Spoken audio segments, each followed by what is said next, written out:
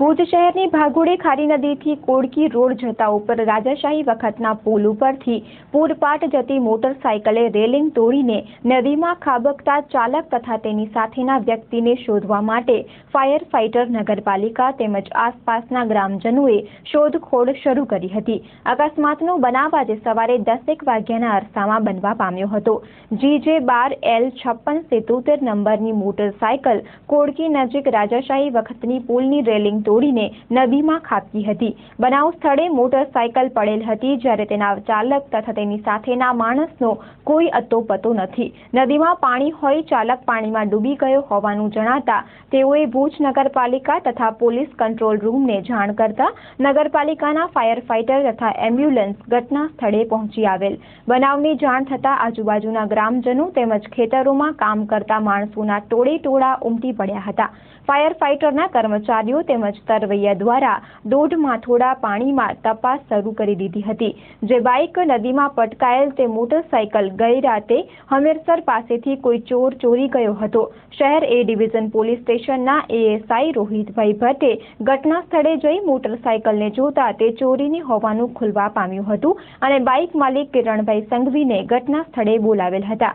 આજુબાજુના રહેવાસીઓએ central news સાથે વાત કરી હતી। આજે જે બનાવ બન્યો છે આ કોડકી ને ભુજ વચ્ચેનો જે રોડ છે જેને ખારી નદી રોડ કહેવાય।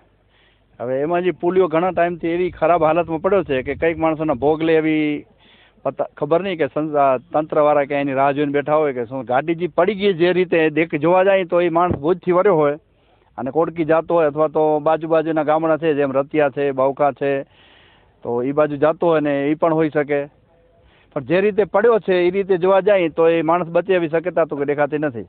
હવે એવું તો ચોક્કસ મને દેખાય છે કે આ પુલિયો જ્યારે બન્યો ત્યારે અમે સાવ નાના હતા અને અહીંયા અમારા ગામના છે હરજી લાલજી અને કંપની હતી, એ લોકોએ રોડ બનાવ્યો હોય અને કોડકીમાંથી જ માણસો કામ કરવા આવતા ને બહુ જૂના જમાનાનો પુલિયો છે। પણ હવે આટલા બધા મોટા પુલ બન્યા છે બીજા ગામડાઓમાં અને બીજા શહેરોમાં, તો આ કોડકીને કેમ બાકાત રાખવામાં આવી એ નથી સમજાતું।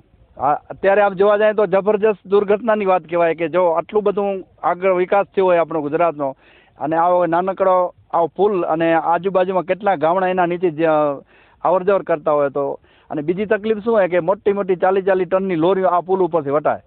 હવે આ પુલની એટલી કેપેસિટી નથી વટાય, પણ આ કેમ છે એ કે ભારતને ભગવાન બચાવે, આ એવું બધું પોઝિશન હાલેલું। હવે અત્યારે આ જે માણસ પડી ગયો છે એના માટે આ અધિકારીઓ આવ્યા છે અને ચાલુ છે શોધખોળ। હવે આટલા ઊંડા પાણીની અંદર મળ્યો એ સદભાગ્ય કહેવાય, મળી જાય તો।